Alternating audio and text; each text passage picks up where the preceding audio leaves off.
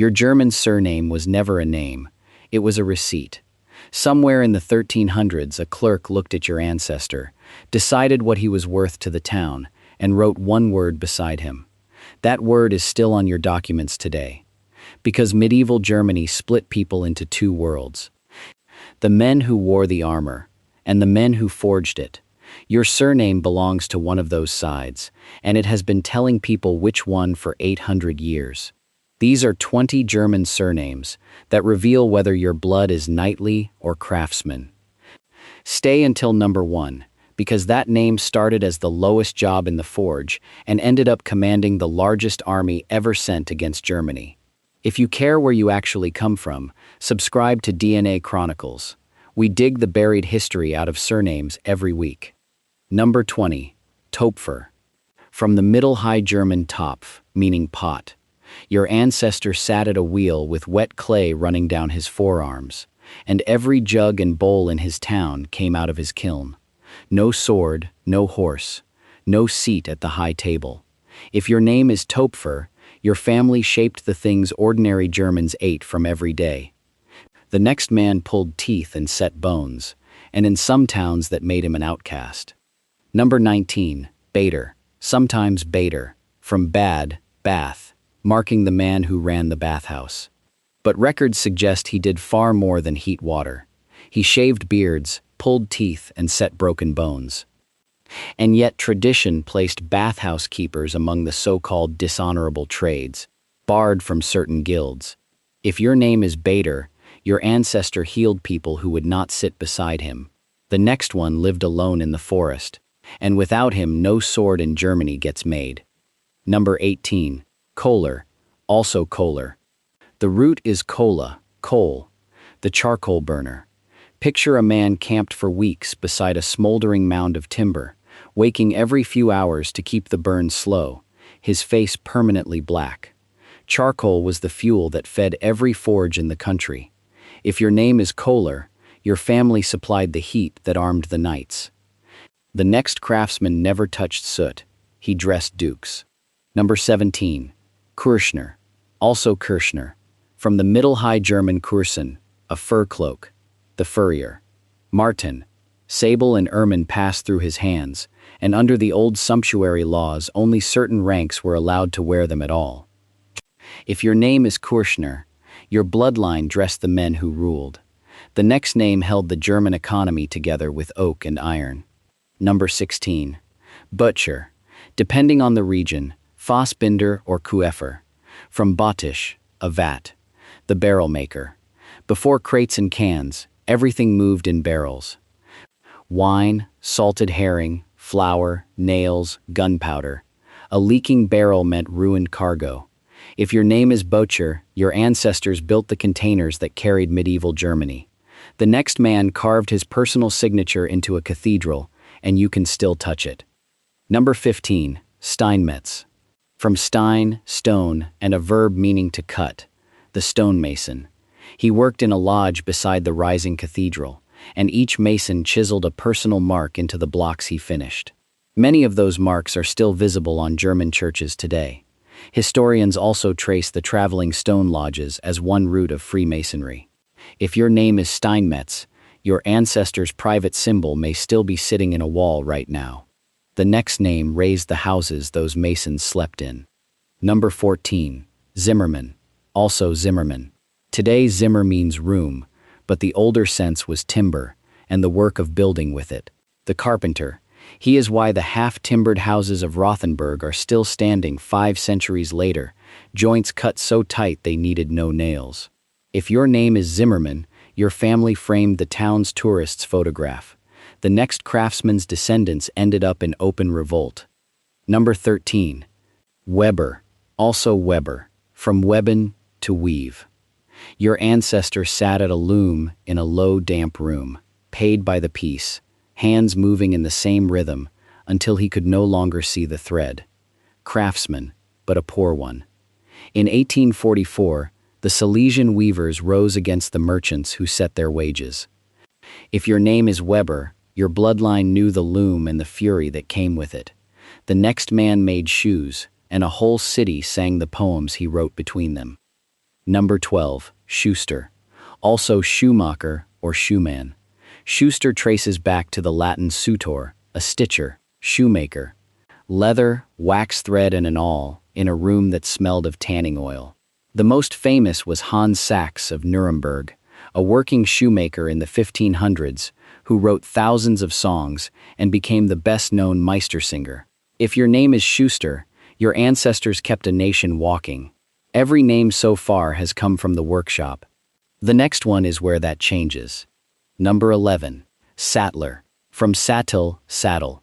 And this is the hinge of the whole list. A war saddle was not a seat. It had a high back and a raised front that locked a rider in place so he was not thrown off the instant his lance struck another man. Without the sattler, the mounted charge does not work. He is a craftsman, but the craftsman standing closest to the castle gate. If your name is Sattler, your ancestor built the one thing a knight could not fight without. From here, the names stop coming from the workshop. Now we are into the top 10. Every name from here carries rank, office, or a title someone had to be given. If this is landing for you, hit subscribe, because your own name may still be coming. Number 10. Burkhardt. Also Burghardt or Borchert. Built from Berg, a fortress, and Hart, strong or brave. Strong as a stronghold. This did not begin as a job. It began as a warrior's given name, handed to sons of fighting families long before surnames were fixed, then frozen in place. If your name is Burkhardt, your ancestors were named for the walls they were expected to hold. The next name belonged to the man who came to your ancestor's door and took what the Lord said he was owed. Number 9. Vogt. Also Voigt or Voigt. It comes from the Latin advocatus, the bailiff, the Lord's appointed enforcer. He collected dues, held the local court, and answered to the castle rather than the village. In the Wilhelm Tell story, which historians treat as legend, the villain is a landvogt, and that tells you how people felt about the office. If your name is Vogt, your bloodline sat on the authority side of the door. The next name told the vogt what the village owed. Number 8. Schultheiss. You will far more often see it as Schultz, Schultz or Schultz. It breaks into Schuld, debt or obligation, and a verb meaning to command, the one who calls in what is owed. He was the village magistrate, appointed from above, announcing duties and enforcing the Lord's word among his own neighbors.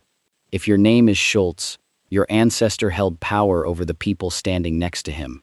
The next name did not collect from villages. It held the keys to a prince's treasury. Number 7. Kammerer. Also Kämmerer, or Kammerer. From Kammer, the chamber. The chamberlain controlled the strongbox and the door to the Lord's private rooms, and access was the real currency. Whoever decided who walked through that door held more influence than most men with swords. Records suggest the name also attached to servants of the chamber, not only the office holder. If your name is Kämmerer, your family's story runs through the most guarded room in the building. The next name outranked him, and almost nobody carries it today. Number 6. Truchsess. The old German pieces give roughly the one who presides over the household. In English, seneschal. He ran a prince's entire domestic operation, carried the dishes to the high table, and by tradition tasted the food before his lord touched it. The office climbed so high that the arch-steward was one of the imperial dignities held by a prince-elector. If your name is Truchsess, you carry one of the rarest court titles in the German language. The next man's bird was worth more than your ancestor's farm. Now we move into the top 5. Quick reminder, if these origins are landing, hit subscribe. Every name we cover is a door back into who your people actually were. Number 5. Falkner. Also Faulkner or Falk. The root is falke, the falcon. He raised, hooded, and flew the birds that made noble hunting possible, and a trained hunting bird could be valued above a good horse. This was a court appointment, not a village trade. Emperor Frederick II wrote an entire treatise on hunting with birds in the 1200s. If your name is Faulkner, your ancestor was trusted with something a ruler considered priceless. The next name means horse servant. Number 4. Marschall. Also Marschall or Marschalk. Break it open, and it is Old High German Mara, a horse, joined to Skulk, a servant, a stable hand. That is where it starts, shoveling out stalls. But whoever controlled the war horses controlled whether an army could move, and over the centuries the job climbed. The marshal became a commander, then a marshal of the empire, and the word crossed into French and English as the highest rank a soldier could hold. If your name is Marshal, your name itself is proof that a German family could rise. The next one is the name you have been waiting for, and it is not as simple as you assume. Number 3, Ritter, also reader or reader. It means, literally, rider, knight. Most people stop there and assume nobility, but the truth is better. For much of the medieval period, the German knightly class was fed by the ministeriales, men who began as unfree servants of a lord, and were raised into knighthood for service, given land, arms, and eventually a coat of arms. Knighthood here was something a family could be lifted into, not only born into. The name also attached to men in a knight's service, so historians read it as a status marker as often as a title. If your name is Ritter, your bloodline crossed the line between the two worlds in this video. The next name is the rarest on this list. We are down to the final 2, and these are the big ones. If you have made it this far, do me one favor and subscribe to DNA Chronicles. There is a new surname story every week, and you do not want to miss where your own name lands.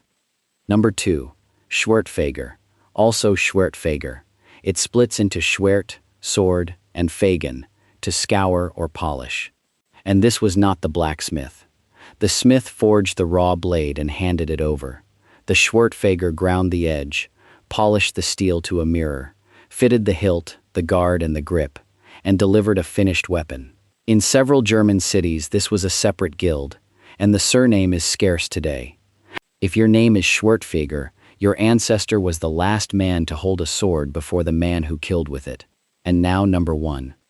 Number 1, Eisenhower, also Eisenhower, or Eisenhower.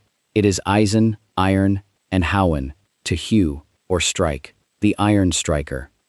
In a medieval forge, the striker swung the heavy sledge on another man's timing, all day, at the smith's command. Not the master, the muscle. It is arguably the lowest craftsman name on this entire list. Now follow it forward.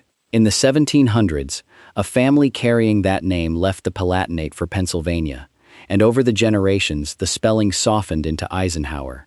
2 centuries later, a descendant of those iron strikers stood at the head of the Allied armies, gave the order for the Normandy landings, and led the force that marched back into Germany. If your name is Eisenhower, understand what you are holding. The lowest hands in the forge produce the highest command in the world. 20 surnames, 2 bloodlines, the men who hammered, wove, and polished, and the men who collected, presided, and rode. Your surname was never paperwork. It was a job description someone wrote down for your family 700 years ago and never took back. So tell me in the comments, is your surname on this list? And if it is not, drop it below anyway, because there is a good chance its roots run deeper than you have been told.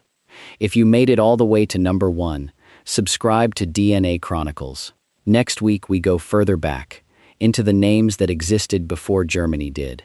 Your history is waiting,